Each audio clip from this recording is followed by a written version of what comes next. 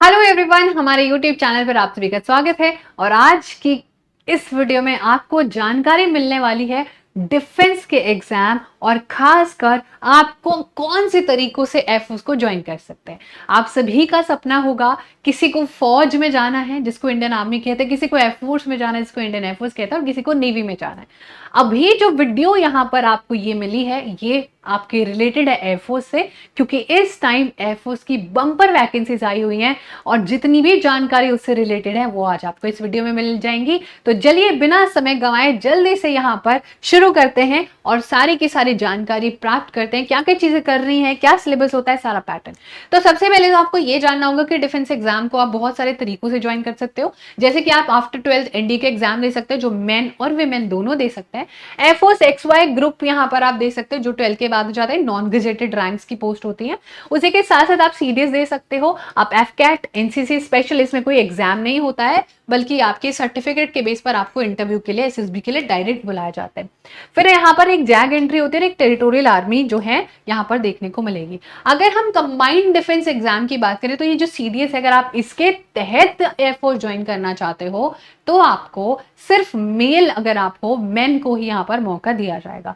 अगर आप army join करना चाहते हो तो मेन और विमेन दोनों को मिल जाएगा। ठीक है। उसी के साथ साथ अगर हम यहाँ पर एज ग्रुप की एज लिमिट की बात करें तो हमारा फोकस अभी एयरफोर्स एकेडमी पर है, और एयरफोर्स एकेडमी के मिनिमम एजेस 19 to 23, पर घबराए नहीं। अगर आपके 26 ईयर से अभी टच नहीं हुए हो तो भी आप ज्वाइन कर सकते हो। मैं आपको वही सारी बातें यहाँ पर आज की क्लास में बताने वाली। अगर हम एनडीए का एग्जाम देखें तो एनडीए के थ्रू मेन विमेन दोनों जा सकते हैं। इसमें एक एग्जाम होता है, जब आप एग्जाम में फॉर्म फिल करते हो तो आपसे एक प्रेफरेंस पूछी जाती है कि अगर आपका सिलेक्शन हो गया है तो आप कौन सी ऑर्गेनाइजेशन ज्वाइन करना चाहोगे, यानी कि आर्मी, एयरफोर्स या नेवी। तो अगर आप एयरफोर्स भरते हो और आपके मार्क्स उतने आ जाते हैं तो आपको एयरफोर्स ही मिलेगी। ठीक है। तो यहाँ पर उसकी कंडक्टिंग अथॉरिटी यूपीएससी होती है। इसकी एज कम होती है क्योंकि जस्ट 12th बाद ही आपको बुला लिया जाता है। यही आपको ग्रेजुएशन कराते हैं। ठीक है। अगर आपको बीटेक करनी है तो आपको बीटेक कराते हैं। उसी के साथ साथ ये आपको जैसे ही आपकी ट्रेनिंग शुरू हो जाती है आपको पैसा भी मिलना शुरू हो जाता है।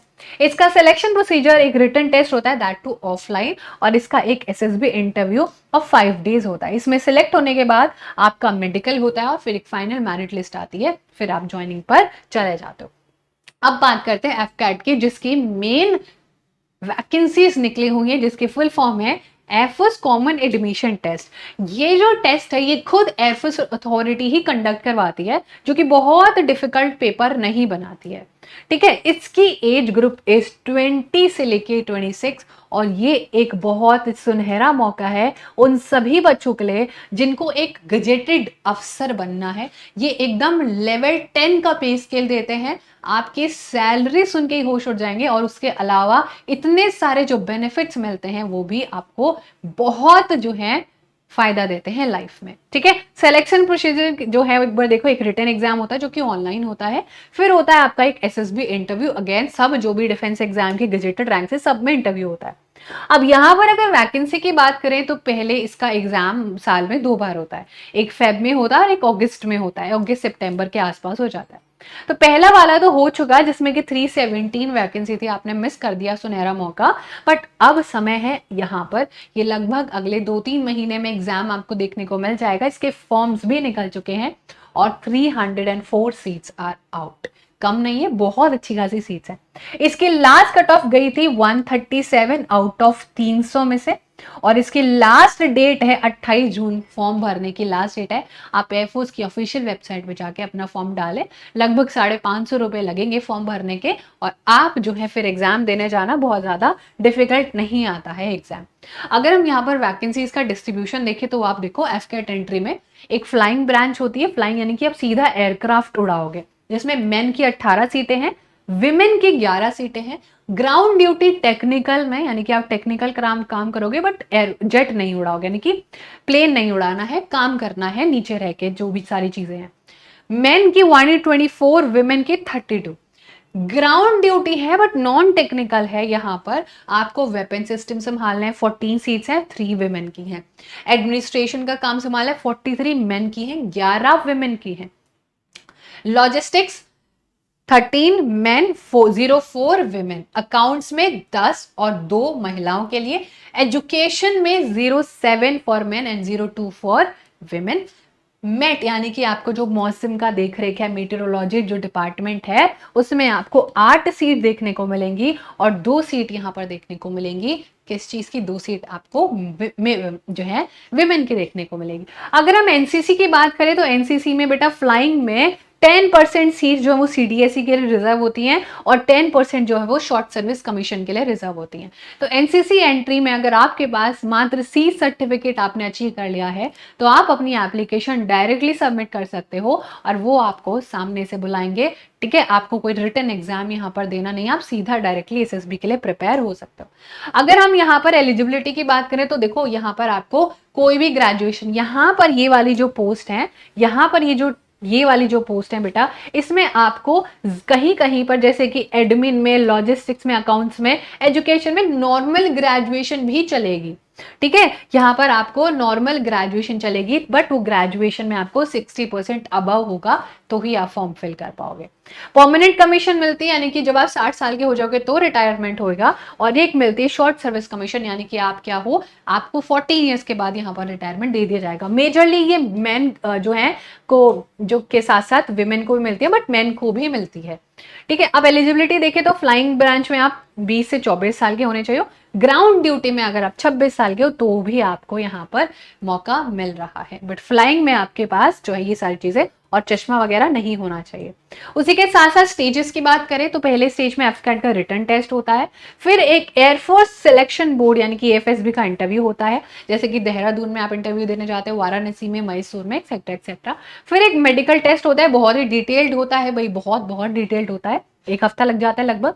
फाइनल मेरिट लिस्ट आती है और फिर फाइनली जाके आप एयरफोर्स अकेडमी में जाके अपनी ट्रेनिंग यहाँ पर करते हैं और एक गजेटेड ऑफिसर यहाँ पर लग जाता है। एग्जाम पैटर्न का बात करें तो बहुत आसान है, पर एग्जाम पैटर्न नॉन टेक्निकल और टेक्निकल के लिए थोड़ा सा अलग है। 50 क्वेश्चंस यहाँ पर आपको, जो बच्चे टेक्निकल में जाना चाहते हैं उनको 50 क्वेश्चंस जो है वो टेक्निकल फील्ड के भी करने पड़ेंगे, तो यहाँ पर आपको उसके में जो है 150 मार्क्स और एक्स्ट्रा देखने को मिलेंगे। बट अगर आप कॉमन टेस्ट है जिसमें reasoning, English, numerical ability, general awareness, reasoning के 35 क्वेश्चंस देखने को मिलेंगे, इंग्लिश के 30, मैथ्स के ओनली 15 और जनरल अवेयरनेस के जो है 20 क्वेश्चन देखने को मिलेंगे, तो ये हो जाएंगे आपके 300 मार्क्स और 100 क्वेश्चंस। ठीक है, इस हिसाब से आपको ये आपका एग्जाम पैटर्न देखने को मिल जाएगा। स्टेज 2 अगर मतलब आप जब क्वालिफाई कर लेते हो, एफकैट अगर क्वालिफाई कर लेते हो तो आपके पास एक मेल आ जाएगा, आपके पास एक मैसेज आ जाएगा कि आप अपनी डेट सेलेक्ट कर लो इंटरव्यू के। आप लॉग इन करके अपनी डेट सेलेक्ट करोगे तो आपको वो स्टेज 2 वहां से शुरू हो जाएगी। ये सेकंड स्टेज होती है, काफी लेंदी प्रोसेस होता है, लगभग 4 से 5 दिन लगते हैं। इसमें आपको जो है फर्स्ट डे जो है उसको क्या बोलते हैं, फर्स्ट डे जो है आपको वहां पर जाना होता है, और अगर आप वहां पर स्क्रीन इन हो जाते हो, जिसको स्क्रीनिंग बोलते हैं, अगर वहां पर आप अच्छे परफॉर्म कर देते हो, वहां पर होता ये कि आपको एक जो है पिक्चर दिखाई जाती है और उसके तहत आपको एक स्टोरी बनानी होती है। जब वो आप ग्रुप में आपको एक डिवाइड कर दिया जाता है, वहां पर आप वो अपनी स्टोरी सुनाते हो और लोगों के साथ जो है आराम से, प्यार मोहब्बत से जो है बातें करके एक कंक्लूजन पे पहुंचते हो। उस हिसाब से आपको वहां पर ऑफिसर्स बैठे होते हैं, वो जज करते हैं। अगर उनको आपकी कहानी, आपका बातचीत करने का तरीका पसंद आता है तो वहां पर वो आपको एक नंबर से जानते हैं, जिसको चेस्ट नंबर कहते हैं। जैसे कि आपने मान लीजिए चेस्ट नंबर 42 था, तो अगर आप उनको पसंद आएंगे तो वो लिख देंगे चेस्ट नंबर 42 को हम 4-5 दिन और देखना चाहेंगे।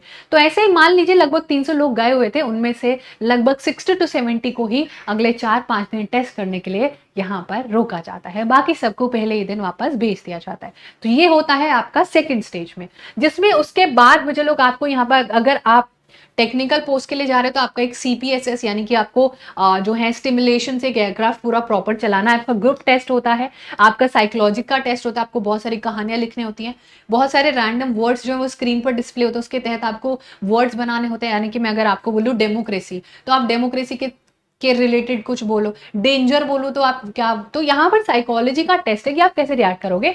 और जो है एक इंटरव्यू होता है जो कि लगभग 1 घंटे का होता है, जो कि आपसे आपकी जिंदगी के बारे में, आप क्यों एयरफोर्स आना चाहते हो, आप क्यों ज्वाइन करना चाहते हो एयरफोर्स के बारे में, A to Z चीजें आपको पता होनी चाहिए। उसके बाद यहाँ पर अगर जो है फाइनल डे को कॉन्फ्रेंस डे कहते हैं, अगर आप यहाँ पर सिलेक्ट हो जाते हो, ठीक है, कॉन्फ्रेंस डे जो होता है वो फाइनल डे होता है, अगर आप यहाँ पर सिलेक्ट हो जाते हो तो आपको रिकमेंड करा जाता है। Recommend to join Indian air force academy, फिर होता है आपका एक मेडिकल, बहुत ही लेंदी, फिर उसके बाद लगती है एक मेरिट लिस्ट, और फिर होता है आपका फाइनल सिलेक्शन। ठीक है, तो लगभग अगर ये आप भरोगे और आप में से जितने बच्चे इसको भरना चाहते हैं, अगर मान लो आप ये भर रहे हो, तो जुलाई तक आपकी ज्वाइनिंग हो जाएगी। ठीक है, ये इसकी बेहतरीन सबसे बेस्ट बात यही है कि इसमें डिले नहीं होता है। ठीक है, इसमें फटाफट सारी चीजें होती है। तो आई होप कि आपको सारे जो डाउट्स हैं वो यहाँ पर समझ आ गए होंगे। ठीक है, जो भी सारी चीजें आप समझना चाहते थे वो। इसकी फीस है 550, लास्ट जून है 28 जून। ठीक है, 307 जो है आपको यहाँ पर सीट देखने को मिलेंगी, अच्छी खासी सीट्स है। मैंने पूरा डिस्ट्रीब्यूशन भी बता दिया क्या क्या होता है। सिलेबस बहुत आसान है, इसके प्रीवियस ईयर जाके एक बार चेक कर लेना। बाकी सारी बातें अगर आपको और कुछ पूछनी है तो कॉमेंट सेक्शन में जरूर बता देना। तो थैंक यू सो मच एवन, sending all lots of love, see you in the next video, bye, take care.